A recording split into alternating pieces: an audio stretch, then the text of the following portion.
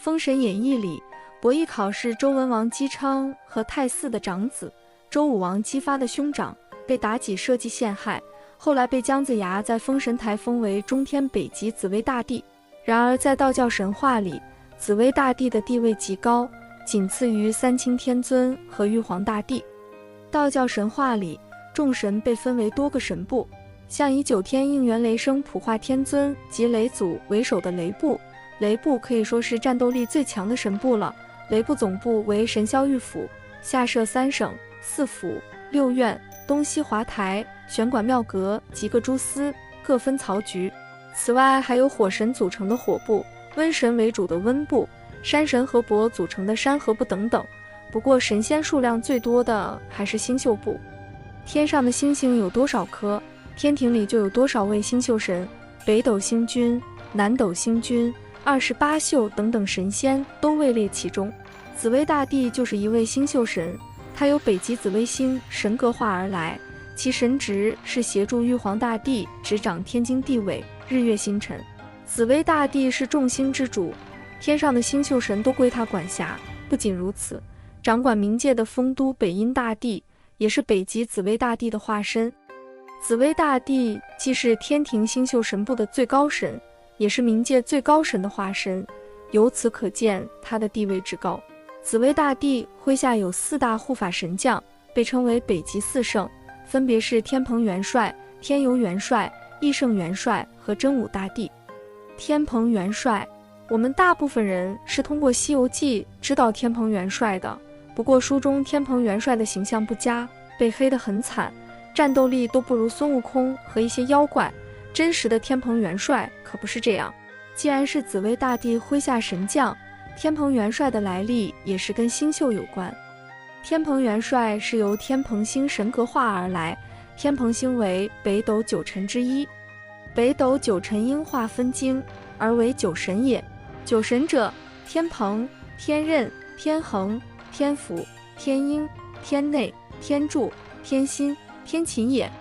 虽然在《西游记》里真武大帝的本领高于天蓬元帅，但是在北极4圣的神仙组合里，天蓬元帅还是排在首位的。天蓬元帅身长千尺口齿方，3头6臂，赤发，飞衣，赤甲，显足，左一手结天蓬印，右一手撼地钟，右左一手执斧钺，右一手结印擎7星，左一手提锁，右一手仗剑，领兵力36万骑，雷公电母，风伯雨师，仙童玉女，羽衣赫赫，各持金剑，乘北方太玄煞气、黑气，气中有5色气。真武大帝，真武大帝又称玄天上帝、右圣真君玄天上帝，民间称为真武荡魔大帝，是道教的北极4圣之一。真武大帝统御北方之地，因北方在5行之中属水，也被称为水神。与天蓬元帅一样，真武大帝也是星宿的神格化而来。古人把天上的28宿分为4组，分别以4灵来命名：东方青龙，南方朱雀，西方白虎，北方玄武。玄武是一种由龟和蛇组合成的灵物，道教将其神格化为真武大帝。道经记载北方玄武，太阴化生，虚微表质，龟蛇台形，盘有9地，统摄万灵，来从无右。真武大帝是道教著名的武神，他身披金锁甲胄，手持北方黑池滚角断魔雄剑，身旁有龟蛇2将，带领30万神将、6丁6甲、5雷神兵等。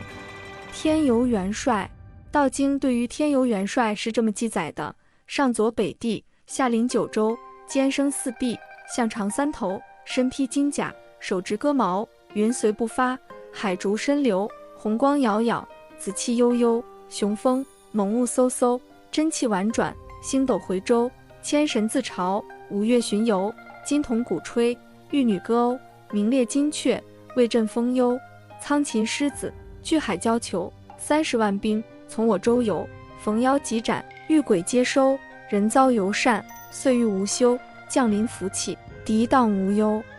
天游元帅辅佐北地，居于庙有天界72宝殿之一的通明殿，遨游星际之时有星斗回周，巡游5岳之际有金童玉女伴随左右。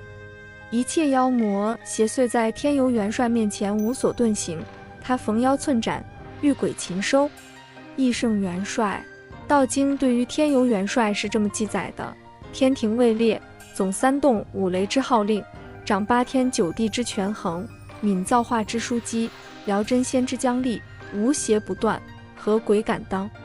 摄大力之妖魔，逐流星之芒怪，光华日月，威震乾坤。义胜元帅又被称为黑煞将军，居于元赵黑灵府。值得注意的是，虽然在神话世界里，真武大帝与天蓬元帅的知名度远远高于义胜元帅，然而在北宋时期，由于北宋皇室的推崇，在宋初成为护佑宋室的大神。以上就是今天的内容，喜欢请订阅、点赞、转发，感谢观看，我们下期见。